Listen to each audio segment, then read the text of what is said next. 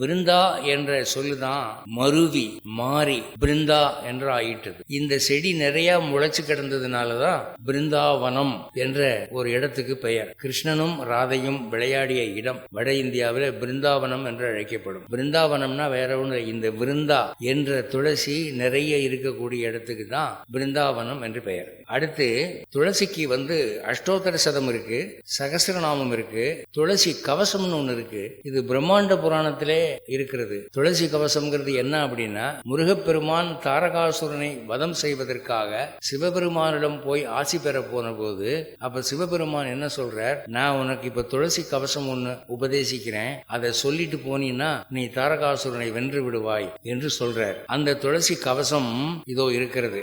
இந்த துளசி கவசம் ஆனது உங்களுக்கு வேணும்னா கூகுள்ல கிடைக்கும். இந்தி தேவநாகரி எழுத்துல இருக்கு, இங்கிலீஷ் எழுத்துலையும் இருக்கு.